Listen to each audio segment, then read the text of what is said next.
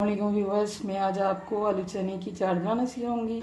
उसके लिए जिन चीज़ों की ज़रूरत है वो चने आधा किलो जो मैंने बॉईल करके रखे हुए हैं, प्याज 2 अदद हैं जो मैंने बारीक काटे हुए हैं, और उस पर सब्ज़ मिर्च है वो भी बारीक कटी हुई है। ये चाट मसाला है और 2 अदद टमाटर हैं, और ये चटनी है उसकी इमली की जो मैंने खुद तैयार की है, और ये आलू हैं जो बॉईल किए हुए हैं, और ये दही की चटनी है जो मैंने ये खुद बनाई है।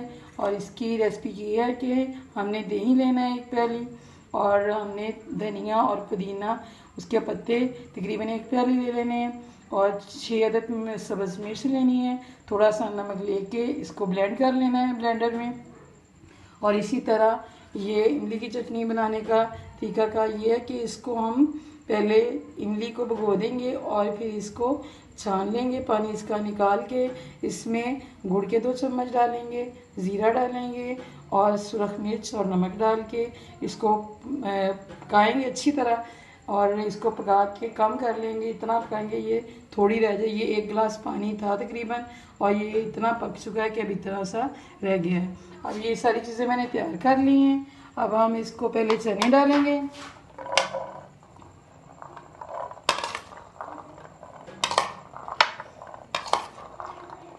और इसके ऊपर ये आलू डाल रही हूँ मैं।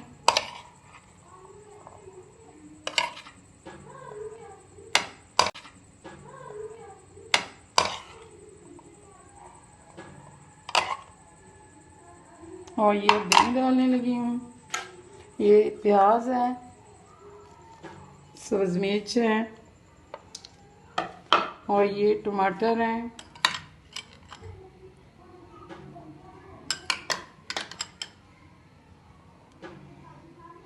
और ये मसाला है जो चाट मसाला है। अपनी मर्ज़ी के मुताबिक अगर ज़्यादा डालना है कम डालना है ये आपकी मर्ज़ी पे है। और ये चटनी है, दही की चटनी, ये भी अपनी मर्ज़ी के मुताबिक आप डाल सकते हैं।